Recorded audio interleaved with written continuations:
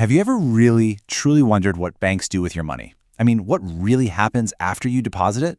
Well, it's probably not what you think. We're going to unravel the secrets of the entire banking system, all by following one person's journey to answer a very, very powerful question. So, meet David. He's this ambitious guy, always curious about how real wealth is actually built. And one night, he's just scrolling through financial news, and it hits him. It just clicks. The most powerful people in the world, they don't just put their money in banks, they own them. And that one simple idea sparked a huge question in his mind.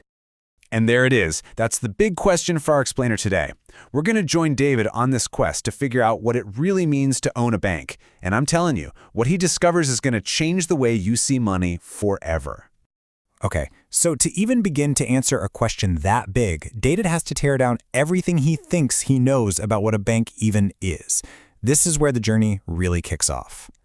I mean, this is the picture most of us have in our heads, right? You imagine this huge, solid building, maybe a massive steel vault down in the basement, just packed with stacks and stacks of cash. It's a simple idea, kind of comforting even. But as David is about to find out, it's completely wrong. So here's the first huge mind shift. Banks aren't storage units. They are financial intermediaries. You could think of them as matchmakers for money. Their whole job is to connect people who have extra money, that's us, the depositors, with people who need money, the borrowers. The real magic isn't in storing the cash. It's in what they do in that space in between. And that leads us to the most powerful, and let's be honest, the most misunderstood concept in all of finance. We're not talking about a government printing press here. We're talking about how banks create money pretty much out of thin air every single time they make a loan. So let's see how this actually works. Okay, so this breaks down this so-called magic trick of banking. It's called the fractional reserve system. Let's say David deposits $1,000. He's thinking it's safe and sound in a vault, but it's not. By law, the bank only has to keep a tiny fraction of it, let's say 10%. That's $100. The other $900, it gets loaned out almost immediately. Now, the person who borrows that $900, they go and spend it, and whoever they paid deposits it into another bank. And what does that bank do? It keeps 10%, $90, and loans out the rest. You see the cycle? It just keeps going, and David's original $1,000 creates this huge ripple effect, multiplying the amount of money flowing through the economy. And that is David's huge realization. A bank isn't just some passive pipe that money flows through. No way. It's an active engine. Every single loan it creates doesn't just move existing money around. It literally creates new money, expanding the total amount available in the whole economy. So, if banks are out here multiplying money, how exactly are they profiting from it? And with that much power, who's keeping them in check? Well, that brings us to the actual business of banking, a story of massive profit, incredible power, and of course, a whole lot of risk. You know, it's actually beautiful in its simplicity. The bank pays you a little bit of interest for keeping your money with them. Let's call it 3%. Then they turn right around and loan that same money out to someone else for a much, much higher rate, say 15%. That gap, that difference between what they pay you and what they earn from borrowers, that's their profit. It's called the net interest margin, and it's the absolute heart of their business. But that interest spread, that's just the beginning. Oh yeah. Banks are these incredibly complex financial machines. They bring in cash from all over the place, from transaction fees, from currency exchange, from managing huge investment portfolios, and from advising big corporations on major deals. It's a whole web designed to make money from every possible angle.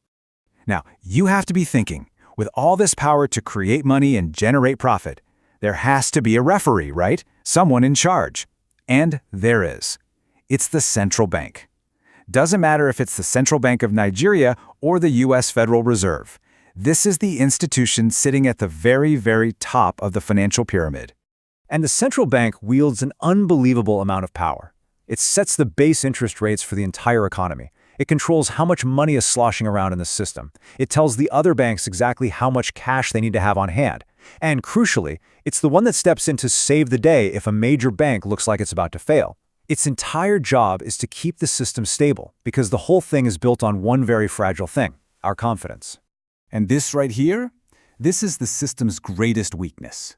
Remember, most of the money has been loaned out. So what happens if everybody gets scared and demands their deposits back at the same time? Well, the bank can't pay. That panic is called a bank run, And it is the ultimate nightmare scenario because it pulls back the curtain on the fragile truth. The entire system runs on faith. So after digging through all the mechanics, the profits, and the risks, David finally gets to the true source of a bank's power. And you know what? It's not at all what he thought it was at the beginning. This is it. This is the ultimate lesson. True wealth, the kind that shapes the world, isn't about having a giant pile of cash. The real power comes from controlling the flow of money. It's about having the authority to decide who gets that loan to start a business, who gets a mortgage to buy a house, who gets the capital to build a factory. That control is everything. Just think of it like this. Credit is the oxygen that lets businesses, projects, and new ideas grow and thrive. By controlling who gets that credit, banks are essentially deciding which parts of the economy get to breathe, and which parts are starved of resources. And that leaves us with this final, massive question. See, David started out just asking what it would take to own a bank, but he ended up understanding that the real issue is about power and influence on a massive society-wide scale. Owning a bank isn't just a business move, it's about having your hand on the tap that controls the lifeblood of the economy. So, who should be the one to decide?